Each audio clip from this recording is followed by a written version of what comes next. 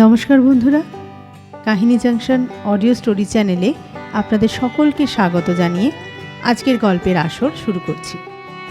যে সকল শ্রোতা বন্ধুরা এখনও আমার চ্যানেলটি সাবস্ক্রাইব করেননি, ভিন্ন স্বাদের নিত্য নতুন গল্প শুনতে অবশ্যই চ্যানেলটি সাবস্ক্রাইব করে রাখবেন। গল্প শুনে যদি ভালো লাগে অবশ্যই লাইক দেবেন এবং আপনাদের মতামত অবশ্যই জানাবেন। তাহলে চলুন আজকের গল্প শুরু করি। আজকে নিয়ে এসেছি লেখক শ্রী বিভূতিভূষণ বন্দ্যোপাধ্যায়ের লেখা কুশল পাহাড়ি গল্পটি। ভাদ্রের শেষে মনোহরপুর বেড়াতে গিয়েছিল সেবার। কাছেই অরণ্যময় সুন্দরগড় স্টেট। মনোহরপুর স্থানটা চারিধারে শৈলাচলে ঘেরা। বেড়াতে এসেছিলাম 2 দিনের জন্যে। এখানে থাকবো ঠিক করেছিলাম ডাক বাংলোয়, কিন্তু আলাপ হয়ে গেল স্থানীয় এক বাঙালি ভদ্রলোকের সঙ্গে। তিনি নিয়ে গেলেন তার বাসায়, ছাড়লেন না কিছুতেই। আমি বললাম, আপনার অসুবিধে হবে, হয়তো বেশি দিন থাকবো। তিনি মৃদু হেসে স্বস্তির নিঃশ্বাস ফেলে বললেন, আহ, বাঁচলুম, 2 মাসের বেশিও কি থাকবেন? না, থাকুন না। না, তবে কেন কিন্তু কিন্তু করছেন? প্রবাসে বাঙালির বন্ধু বাঙালি, স্বদেশে তা নয়। জানেন তো সঞ্জীববাবুর উক্তি, যতদিন ইচ্ছে থাকুন, নিজের বাড়ি মনে ভাববেন। মনোহরপুর থেকে নক্রোশ দূরে কুশল পাহাড়ির ভৈরব থান অর্থাৎ দেবতার ক্ষেত্র। একদিন মনমথবাবু বলেন, যাবেন সতীশবাবু একটা খুব ভালো জায়গায়। কোথায়? ভালো সাধু একজন আছেন ওখানে। বড্ড জঙ্গল, রাস্তাও দুর্গম, গরুর গাড়িতে যেতে হবে। আমার সাধু সন্ন্যাসীতে দরকার নেই। জঙ্গল আছে তো, রাম জঙ্গল, তবে যাব। সুন্দরগড় আরণ্য প্রকৃতির লীলা নিকেতন। পথে পথে করম গাছের ফুলের ঝরা পাপড়ি বিছানো। লম্বা ঠোঁট ধনেশ পাখি ও বনটিয়া ডালে ডালে বেড়াচ্ছে। কচিত কোনো পর্বত চূড়ায় প্রভাতের সোনালি রোদ এলানো। কচিত কোনো পার্বত্য ঝর্ণার জলের ধারে লোহা জালি ফুটে ফুটে পাথর ঢেকে ফেলেছে। পথেরও শেষ নেই, অরণ্যেরও শেষ নেই। মুক্ত শৈলমালা বেষ্টিত ভূমিশ্রীরও শেষ নেই, প্রান্তরেরও শেষ নেই। বনে বনে ময়ূর, বনে বনে কোটরা ভালুক, লেপার্ড। গরুর গাড়ি চলেছে মন্থর গতিতে। কখনো ঢালু পাহাড়ি পথ উঠছে আমলকি গাছের ফল ভরা নত শাখা প্রশাখার ছই ঘেঁষে, কখনো ফুল ছড়ানো উপত্যকা বেয়ে নামছে জল ভরা নালার দিকে। কালীপাহাড়ের শৃঙ্গ ঠেলে উঠেছে ঘন বনের ওপরে ভিসুভিয়াসের মোচাকৃতি শিখর দেশের মতো। সকালে গরুর গাড়ি ছাড়া হয়েছিল। সঙ্গে ছিল চিঁড়ে, চিনি, কলা, দই, পাকা পেঁপে, বাড়ি তৈরি ক্ষীরের সন্দেশ ও আচার। পথে জোগাড় করে নিলাম বড় বড় ডাঁশা আমলকি, পাকা বনডুমুর, কাঁচরা দাম শাক। বর্ষার দিনে পথের এই সৌন্দর্যের তুলনাই হয় না। সেদিন ভাবছিলাম, আজ এ বন যেন শেষ না হয়। শেষ হলেই তো এই মায়া ফুরিয়ে যাবে, আবার পড়বে লোকালয়। তখনই শুরু হবে ব্ল্যাক মার্কেট, খবরের কাগজ, সপ্তাহে 1 দিন ভাত খেও না উপদেশ, উদ্বাস্তু সমস্যা। এই রকম মায়া জগতের মধ্যে দিয়ে যতদিন চলে চলুক গাড়ি। বেলা 12টা। একটা কি বন্য নদীর বনের ছায়ায় ছায়ায় ছোট জলপ্রপাত তৈরি করে লাফাতে লাফাতে ছুটে চলেছে। বর্ষার উচ্ছল জলস্রোতে প্রাণবন্ত। বললাম সঙ্গীকে, কি নদী মশাই? কোয়েল নদীর শাখা, দক্ষিণ কোয়েল। নিশ্চয়ই। এই নদীর জলে একরকম পাথর পাওয়া যায়, বেশ সুন্দর রং, আপনাকে দেখাবো। মনে হবে চাইনিজ জেড। আসুন, আগে একটা বড় পাথর আছে, তার ওপর বসে খাওয়া দাওয়া করা যাবে। আপনি কতবার এসেছেন এদিকে? ভৈরব থানে সাধুজির সঙ্গে দেখা করতে 4 বার এসেছি। দেখবেন তিনি সাধারণ সাধু নন, ভক্তি হবে আপনার। এমনকি আপনারও বলা উচিত ছিল বোধ হয়, আমার মতামত তো কাল শুনলেনি। সেই প্রকাণ্ড পাথরখানাতে একটা শতরঞ্চি বিছিয়ে আমরা বসে পড়লুম। ক্ষুধার উদ্রেক হয়েছিল এই উক্তি আমার পেটের অবস্থার তুলনায় নিতান্ত অপ্রতুল অবাস্তব। ক্ষুধায় আমাদের পেটের ভেতরটা দাউ দাউ করে জ্বলছিল। এদেশের জলের গুণ আছে বটে, অগ্নিমান্দে ভুগছিলাম গত 1 বছর। ক্ষুধাবোধ একেবারে ছিল না। বেশ পেট ভরে চিড়ে দই ও ফল খেয়ে ঝর্নার নির্মল জল পান করে আবার গাড়ি ছেড়ে দিলাম। এবার অনেকটা পথ আমরা হেঁটে গেলাম, কেননা সবসময় গরুর গাড়িতে যাওয়া বড়ই কষ্টকর। ছায়াস্নিগ্ধ বনবিথিতে বন্য কুসুম সৌরভ ছড়িয়ে দিয়েছে ঠান্ডা বাতাসে। অলস হয়ে এসেছে মধ্যাহ্নটি। এই দীর্ঘ অবকাশমুখর নিভৃত নির্জন অরণ্য পথে কুঞ্জবনে শুধু পাখির মেলা, শুধুই সাদা মেঘের উড়ে যাওয়া মাথার ওপরকার নীল আকাশের মাঝখানে শুধুই ঘুঘুর ডাক, দূরে দূরে গাছপালার মগ ডালে। বর্ষার মেঘ ওঠেনি তাই রক্ষে। একটা কথা আমার মনে হচ্ছিল, নাগরিক জীবন থেকে বহু দূরের এই সব বনপথ সম্পূর্ণ নিরাপদ। চুরি ডাকাতি এখানকার লোকেরা জানে না। সঙ্গী বললেন, এদের কাছে টাকার বাক্স রেখে যাবেন, চেনেন না চেনেন এসে আবার নিয়ে যাবেন। আমি জানি। রাস্তাঘাটে মেরে ধরে দেয় না, রিভলভার নেই, হাত বোমা নেই, জিপ নেই। ওসব শোনেনি কখনো এরা, চুরিই জানে না। চলে কি করে এদের? চাষ তো তেমন দেখছি না। বীরহর জাত এদিকে বেশি। তারা বনের গাছে শিমের লতা তুলে দেয়, যেখানে সেখানে ওই শিমই তাদের খাদ্য। আর পাখি, খরগোশ, গিরগিটি, সাপ সবই ওদের খাদ্য। অল্পে সন্তুষ্ট, খাটতে চায় না। মহুয়ার তারিখে 3 দিন বুধ হয়ে রইল। টাকার মূল্য বোঝে খুব কমই। একটি বীরহর পরিবারের পর্ণকুটির পড়ল পথের পাশে, বনের আড়ালে। পুরুষ নেই, মেয়েরা উৎখুলে চিড়ে কুটছে। সুন্দর সুঠাম দেহভঙ্গি, অটুট স্বাস্থ্য উপচে পড়ছে সারা শরীর বেয়ে। মুখের হাসি পবিত্র, সলজ্জ। ওদের ঘরের কাছে অন্য কোনো ঘর নেই, আছে দূরে দূরে। কোনো বাঙালির মেয়ে এই নিবিড় বনের মধ্যে এমন ধারা পর্ণকুটিরে একা ছেলেপুলে নিয়ে থাকতে পারবেন না একদিনও। তাদের সভ্যতা দুর্বল মন বাঘ ভাল্লুক ভূতের ভয়ে আড়ষ্ট হয়ে যাবে একদিনে। হাতে পায়ে খিল লাগবে। সভ্যতা আমাদের শরীর ও মন নিস্তেজ করে দিয়েছে, এ কথার সত্যতা শহর থেকে তত উপলব্ধি করা যাবে না। এক ট্রাম স্টপ থেকে অন্য ট্রাম স্টপ পর্যন্ত যেতে হলে যেখানে লোকে ট্রামে ওঠে, সেখানে থেকে বুঝতে পারা যাবে না মুক্ত আরণ্য জীবনের সাহস, শক্তি, তেজ, কষ্ট সহিষ্ণুতা। ভালো করে বুঝলাম সেটা আজ। অস্তদিগন্ত পাটল বর্ণের রঙে আকাশ রাঙিয়েছে। বনতরুর শীর্ষে শীর্ষে রাঙা আলো, লতার দুলুনি ঝোপে ঝোপে। সে সময় ভৈরব থানে আমরা পৌঁছে গেলাম। সাথী বললেন, সঙ্গে মশারি আছে আমাদের? নেই। তবে মশা খুব, মনে হচ্ছে এখানে মশা আছে।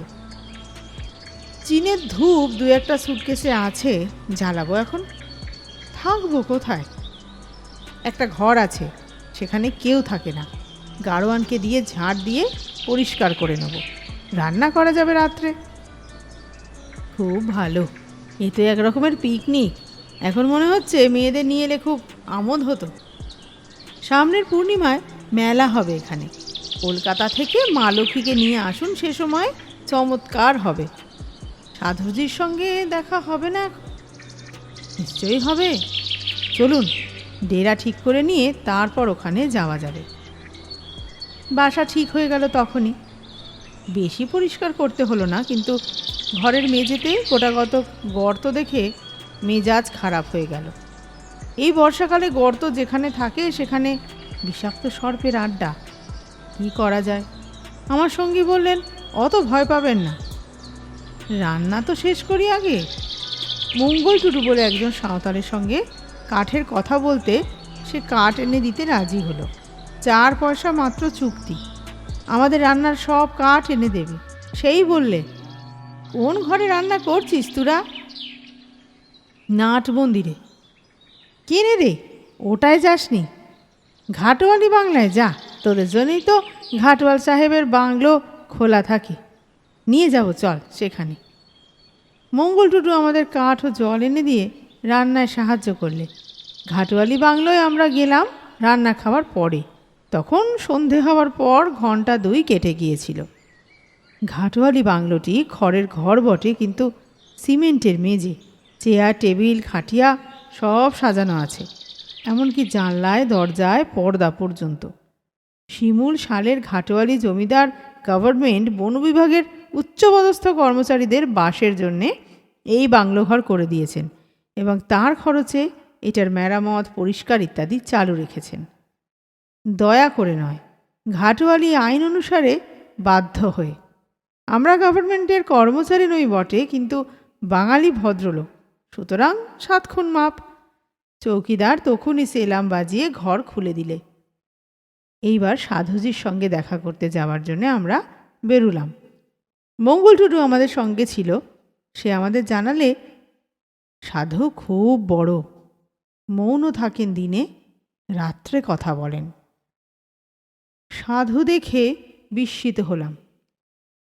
প্রায় 70-এর কাছাকাছি বয়স হবে, আবক্ষ বিলম্বিত শ্বেত শ্বশ্রু, গলায় তুলসীর মালা, হৃষ্টপুষ্ট নাদুস নুদুস দেহ, পিতৃস্নেহ ভরা শান্ত বড় বড় চোখ দুটি। বাঙালি সাধু, মানভূম জেলায় বাড়ি ছিল। 17 বছর বয়স থেকে উদাসী, গৃহত্যাগী। সব খোলাখুলি বললেন আমাদের কাছে। সাধু সুলভ গর্বের অস্পষ্টতা নেই তার। সাধু যে বসেছিলেন একটা সুপ্রাচীন বিশাল শালতরুর গুঁড়ি ঘেঁষে খুব বড় চওড়া একখানা মসৃণ শিলাখণ্ডের ওপর। শুক্লা নবমী তিথির জ্যোৎস্না ডালপালার ফাঁকে ওর আসনে এসে পড়েছে। কুশল পাহাড়ির শৈলশ্রেণী ভৈরব থানকে চারিদিকে ঘিরেছে। বহু পুরাতন পাথরের চাই, সব যেন এখানে সুপ্রাচীন। প্রাচীন সাধু, প্রাচীন শালবৃক্ষ, প্রাচীন শিলাসন, প্রাচীন অরণ্যভূমি। মনে হলো এ পরিবেশ ছেড়ে আর কোথাও যাচ্ছি নে, থেকে যাই এখানেই। ঋষি সাধু প্রবক্তাদের জ্যোতির্বাহিনী এখানেই, এ জিনিস আর কোথাও পাব না। সুন্দরগড় রাজ্যের এই সুদূর বনভূমিতে যে বৃদ্ধ পিতৃবৎ স্নেহশীল ব্রহ্মজ্ঞ ঋষির পাদমূলে এসে আজ পৌঁছেছি, তিনিই মনে শান্তি এনে দেবেন। পথে ঘাটে দুর্লভ জিনিসের সন্ধান মিলে না। আরও মুগ্ধ হলাম যখন সাধুজি ঈশোপনিষদের একটা শ্লোক উচ্চারণ করে তার ব্যাখ্যা করতে লাগলেন। বারবার বলতে লাগলেন, কবির মনীষী পরিভূ স্বয়ম্ভূ। শ্লোকটির মধ্যেকার কবি কথাটার অর্থ বৃদ্ধ।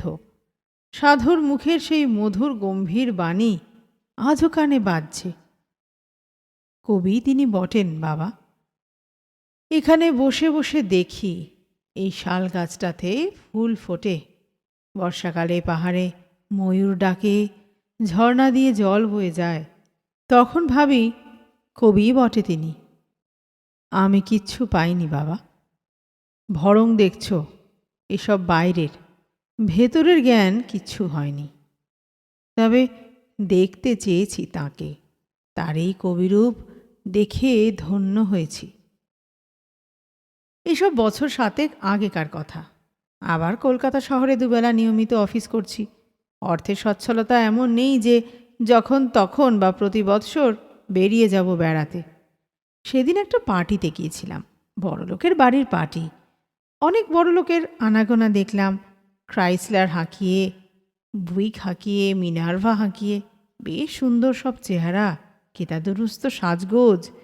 কিন্তু এত শিক্ষিত ও সম্ভ্রান্ত অবস্থাপন্ন লোকের সম্মিলনে সেদিন যা আশা করে গিয়েছিলাম তা পেলাম কই। শুধুই শুনলাম বৈষয়িক কথাবার্তা, যেমন দেওরের বাড়িটাতে এবার যাওয়া হলো না, বড় ছেলের ইচ্ছে আরও কিছু ফার্নিচার কিনে পাঠিয়ে দিলাম। কেউ গেল না গতবার, এবারও না। ওটা রাখবো না, আমার তো নিজের সময় নেই যাওয়ার, ছেলেরাও যেতে চায় না। বিষণলাল দালাল 40,000 দর দিয়েছিল মার্চ মাসে, আমার স্ত্রীর ইচ্ছে নয় বাড়ি বেচি, অথচ যাওয়াও হয় না। আপনার রিজেন্ট পার্কের জমিটাতে কিছু করলেন? হ্যাঁ, প্ল্যান স্যাংশন করতে দেওয়া হয়েছে। ৮০,০০০-এর ওপর এস্টিমেট দিয়েছে বাগচি। ওরাই করবে। পি ঘোষালের বাড়িটা তো বাগচি করলো, চমৎকার করেছে। অথবা ইলেকশনের আগে এইসব মজুর শ্রমিকের গোলমাল কেমন মনে করেন? ভালো না। সব জায়গায় চলছে। যেসব পার্টি মনে ভাবুন এদের সপক্ষে যাবে না, ইলেকশনের সময় তাদের মুশকিলে পড়তে হবে। সে তো বোঝাই যাচ্ছে। ইলেকশনের আগে দেশের মধ্যে বিরোধ দলাদলির ফল এই দাঁড়াবে। তারপর চলল বিশ্লেষণ, রাজনৈতিক তথ্যের বিশ্লেষণ। সেই বৈদ্যুতিক আলোয় আলোকিত সুবেশ সুশিক্ষিত ভদ্র জনসমাগমের মধ্যে বসে আমার মনে আসছিল কুশল পাহাড়ির সেই প্রাচীন সাধুর কথা। তার সে সুন্দর সরল বাণী নির্জন বনানী ঘেরা বটতলাটিতে যা সে রাত্রে উচ্চারিত হয়েছিল, এখানে বসে আবার তারই স্মৃতি উঠল জেগে, অতীত দিনের দ্রুত আধো ভোলা আধো মনে পড়া কোনো মধুর গানের একটি চরণের মতো।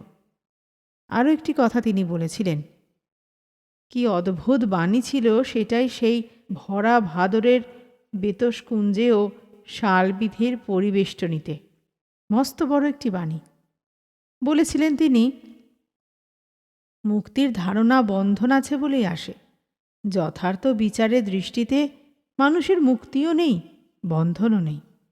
ব্রহ্ম এক অচিন রাজ্য, যে সেখানে যায় সেই বোঝে ব্রহ্ম দ্বৈতও নয়, অদ্বৈতও নয়।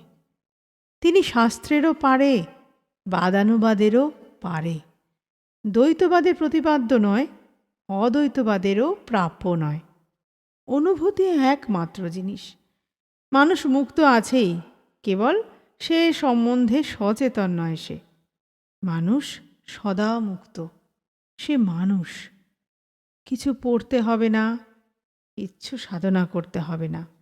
অনুভূতি উত্তরায়ণের সেই অভিযাত্রী যা তাকে পলকে মুক্তির জ্যোতির্লোকে নিয়ে গিয়ে তুলতে পারে। বিশ্বাস করো বাবা, মানুষ মুক্ত। সেই নিজেকে নিজে বেঁধেছে। সেই অনুভব করুক, সে মুক্ত।